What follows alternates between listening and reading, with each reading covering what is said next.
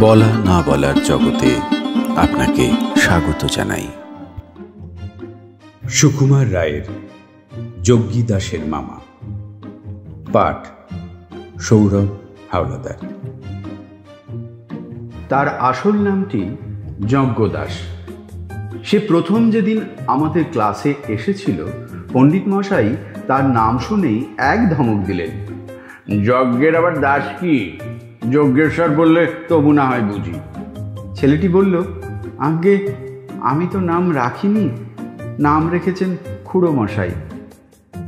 এই শুনে আমরা হো হো করে হেসে উঠতেই পণ্ডিত মশাই হঠাৎ আমার দিকে তাকিয়ে বললেন, বানান করো যজ্ঞ দাস। আমি থতমত খেয়ে বললাম, বর্গীয় জ। পণ্ডিত মশাই বললেন, দাঁড়িয়ে থাকো। তারপর একটা ছেলে ঠিক বানান বললে তিনি আরেকজনকে বললেন, সমাস করো।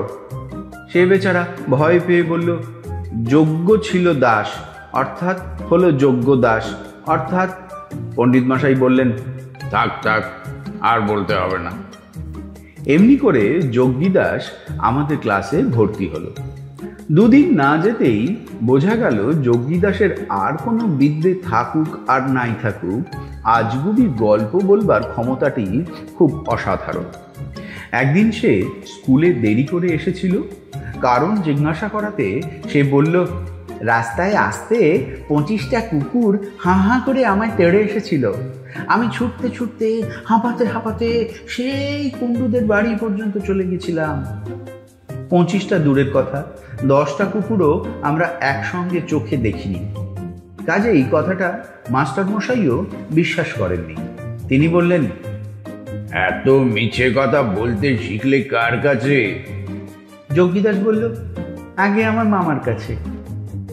সেদিন হেডমাস্টারের ঘরে যজ্ঞী দাসের ডাক পড়েছিল। সেখানে কি হয়েছিল আমরা জানি না, কিন্তু যজ্ঞী দাস যে খুশি হয়নি সেটা বেশ বোঝা গেল। কিন্তু সত্যি হোক আর মিথ্যা হোক, তার গল্প বলার বাহাদুরি ছিল। সে যখন বড় বড় চোখ করে গম্ভীর গলায় তার মামা বাড়ির ডাকাত ধরার গল্প বলতো, তখন বিশ্বাস করি আর না করি শুনতে শুনতে আমাদের মুখ আপনা হতেই হাঁ হয়ে আসতো। যজ্ঞী দাসের মামার কথা আমাদের ভারী আশ্চর্য ঠেকত। তাঁর গায়ে নাকি যেমন জোর, তেমনি অসাধারণ তাঁর বুদ্ধি। তিনি যখন রাম ভজন বলে চাকরকে হাঁক দিতেন, ম্যাজিস্ট্রেট সাহেব পুলিশ নিয়ে ছুটে আসত। কুস্তি বলো, লাঠি বলো, ক্রিকেট বলো, ফুটবল বলো, সবটাতেই তাঁর সমান দখল। প্রথমটা আমরা বিশ্বাস করিনি, কিন্তু একদিন তার মামার ফটো এনে দেখালো। দেখলাম পালোয়ানের মতো চেহারা বটে। একবার ছুটি হতো আর যজ্ঞী দাস তার মামা বাড়ি যেত, আর এসে যে সব গল্প বলতো তা কাগজে ছাপাবার মতো। একদিন ছুটি থেকে ফিরবার সময় স্টেশনে আমার সঙ্গে যজ্ঞী দাসের দেখা। একটা গাড়ির মধ্যে মাথায় পাগড়ি বাঁধা চমৎকার চাঁদরেল চেহারার একটি কোনদেশি ভদ্রলোক বসে। আমি স্কুলে ফিরতে ফিরতে যজ্ঞী দাসকে জিজ্ঞাসা করলাম, ওই লোকটি কে রে? যজ্ঞী দাস গম্ভীরভাবে বলল, ওই তো আমার মামা। আমি বললাম, সে কি? তোমার মামার ফটোতে তো দাড়ি ছিল না। যজ্ঞী দাস বলল, আজকাল দাড়ি রেখেছেন।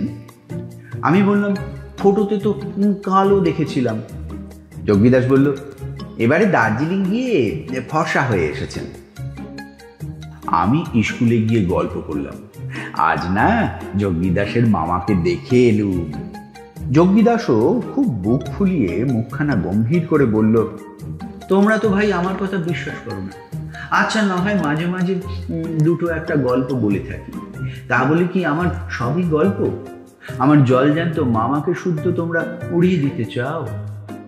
এই কথায় অনেকেই মনে মনে লজ্জা পেয়ে ব্যস্ত হয়ে বারবার বলতে লাগলো, না, আমরা কিন্তু গোড়া থেকেই বিশ্বাস করেছিলাম। তারপর থেকে মামার প্রতিপত্তি ভয়ানক বেড়ে গেল। রোজই সব ব্যস্ত হয়ে থাকতাম মামার খবর শুনবার জন্য। কোনোদিন মামা যেতেন হাতি, গন্ডার, বাঘ মারতে। কোনোদিন একাই তিনি 5টা কাবুলিকে ঠেঙিয়ে ঠিক করতেন। এইরকম প্রায়ই হতো। তারপর একদিন সবাই মিলে আমরা টিফিনের সময় গল্প করছি। এমন সময় হেডমাস্টার মশাই ক্লাসে এসে বললেন, যজ্ঞদাস, তোমার মামা এসেছেন। হঠাৎ যজ্ঞদাসের মুখখানা আমশির মতো শুকিয়ে গেল। সে আমতা আমতা করে কি যেন বলতে গিয়ে আর বলতে পারল না। তারপর লক্ষ্মী ছেলেটির মতো চুপচাপ মাস্টার মশাইয়ের সঙ্গে চলল। আমরা বললাম, ভয় হবে না, জানো না তো কিরকম মামা। সবাই মিলে উৎসাহ আর আগ্রহে মামা দেখবার জন্য একেবারে ঝুঁকে পড়লাম। গিয়ে দেখি একটি রোগা কালো ছোকরা গোছের ভদ্রলোক চশমা চোখে গোবেচারার মতো বসে আছেন। যজ্ঞদাস তাঁকেই গিয়ে প্রণাম করল। সেদিন আমাদের সত্যি সত্যি রাগ হয়েছিল। এমনি করে ফাঁকি দেওয়া, মিথ্যে করে মামা তৈরি।